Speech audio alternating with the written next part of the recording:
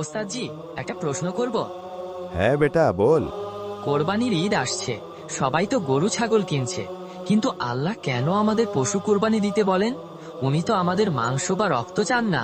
খুব সুন্দর প্রশ্ন করেছো বেটা। তুমি কি ইব্রাহিম আলাইহিস সালামের কুরবানির কাহিনী জানো? হ্যাঁ জানি। আল্লাহ ইব্রাহিম আলাইহিস সালামকে আদেশ দিয়েছিলেন তার সবচেয়ে প্রিয় জিনিস কোরবানি দিতে, আর তিনি তো নিজের ছেলেকে কোরবানি করতে প্রস্তুত হয়ে গিয়েছিলেন। হ্যাঁ, তুমি একদম ঠিক বলেছ। আল্লাহ আসলে তাকে পরীক্ষা করছিলেন, তুমি আল্লাহকে বেশি ভালোবাসো না তোমার ছেলেকে। আর ইব্রাহিম আলাইহিসসালাম প্রমাণ করলেন আল্লাহর হুকুমই সবার উপরে। মানে কোরবানি শুধু পশু জবাই না, এটা তো আল্লাহর প্রতি ভালোবাসার পরীক্ষা। হ্যাঁ, তুমি একদম ঠিক বলেছ। আমরা যখন কুরবানি করি শুধু পশু জবাই করি না, বরং আমাদের ভেতরের নফস, অহংকার, লোভ এসবকেও কুরবানি করার চেষ্টা করি।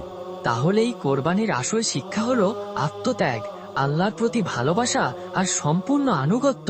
হ্যাঁ, কুরবানির মূল শিক্ষা হল আল্লাহর প্রতি নিখাদ ভালোবাসা, আনুগত্য আর আত্মত্যাগ। আল্লাহ তো আমাদের মাংস বা রক্ত চান না, বরং তিনি আমাদের তাকওয়া দেখতে চান। আল্লাহ কুরআনে বলেন, লাইন ইয়ানালাল্লাহা লুহুমুহা ওয়ালা দিমাউহা ওয়ালাকিন ইয়ানালুহুত তাকওয়া মিনকুম।